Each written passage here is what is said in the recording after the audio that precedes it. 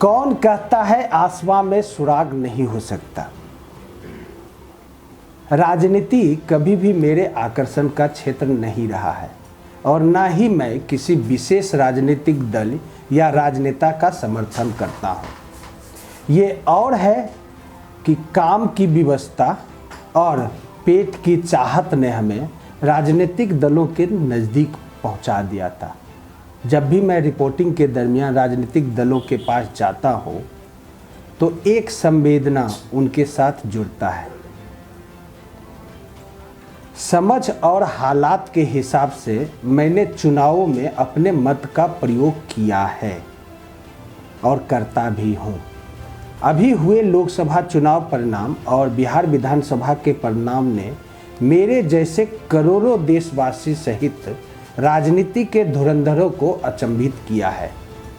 इतना तो अनुमान था कि नरेंद्र मोदी एक बार फिर देश के प्रधानमंत्री बनेंगे, लेकिन बिहार विधानसभा में पुनः नीतीश कुमार की वापसी होगी, इस प्रकार के प्रचंड बहुमत की उम्मीद बिल्कुल भी नहीं थी।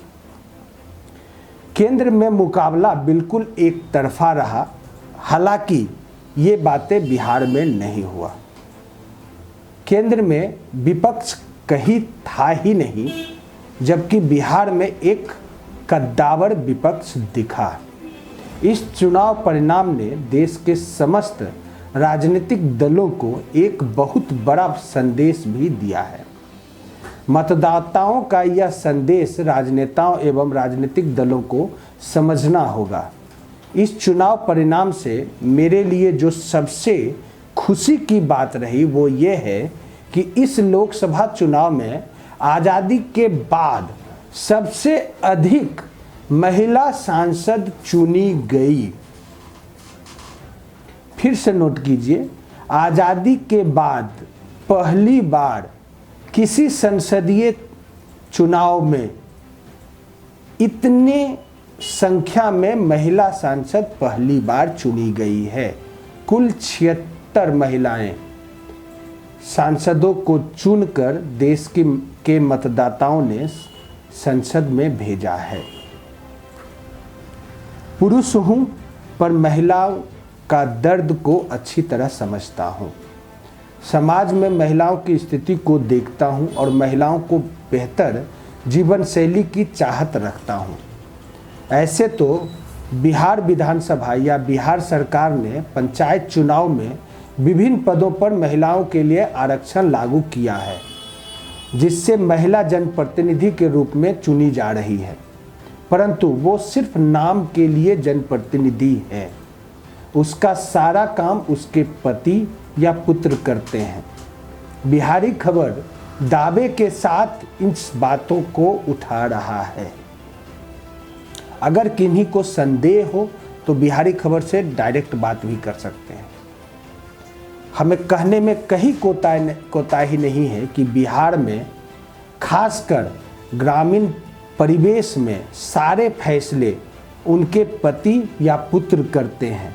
वो सिर्फ हस्ताक्षर करने मात्र के लिए ही होती है, परंतु यह मैं समझ सकता हूं कि संसद में ऐसा नहीं होगा। मुझे गर्व होता है कि कई महिलाओं ने भारतीय राजनीति में अहम भूमिका निभाई है। पूर्व प्रधानमंत्री स्वर्गीय इंदिरा गांधी जी, सोनिया गांधी, स्वर्गीय सुषमा स्वराज, ममता बनर्जी, स्वर्गीय जयललिता, स्वर्गीय शीला दीक्षित, प्रतिभा सिंह पाटिल, मीरा कुमार, वसुंधरा राजे सिंधिया, निर्मला सीतारमन, सुमित्रा महाजन, स्मृति ईरानी जैसी कई महिला राजनेता हैं जिन्होंने भारतीय राजनीति में अपना मुकाम हासिल किया है, जिन्होंने यह साबित किया है कि महिलाएं पुरुषों के बराबर काम करने में समर्थ है। वर्तमान में जो सबसे बड़ा चेहरा भारतीय राजनीति में उभरा है वो है स्मृति ईरानी का। पहले मैं उन्हें टेलीविज़न सीरियलों में देखता था और उनकी अदाकारी की बहुत बड़ा फैन था, परंतु उन्होंने जब से राजनीति में कदम रखा तब से मैं उन्हें बहुत अधिक पसंद नहीं करता। एक राजनेता के तौर पर, एक मंत्री के रूप में मैंने उन्हें कभी पसंद नहीं किया, परंतु हाल की घटनाओं ने मुझे उन्हें पसंद करने के लिए मजबूर कर दिया है। 2014 में हुए लोकसभा चुनाव के बाद जब अमेठी से उन्होंने राहुल गांधी से हार का सामना करना पड़ा तो ये कोई बहुत बड़ी बात नहीं थी। राहुल गांधी जैसे धुरंधर राजनीतिज्ञ से चुनाव लड़ना ही अपने आप में बहुत बड़ी बात होती है। एक ओर जहां चुनाव परिणाम के बाद राहुल अपने कार्यों में व्यस्त हो गए, वहीं हार के बावजूद स्मृति ईरानी ने अमेठी जाना नहीं छोड़ा।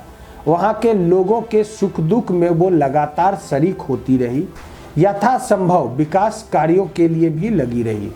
लगातार 5 साल वो वहां जाना और जनता के पास आते जाते रहना और उन्हें एहसास कराने में सफल रही कि एक जनप्रतिनिधि के रूप में वह गांधी परिवार के वारिस राहुल गांधी से कहीं बेहतर हैं।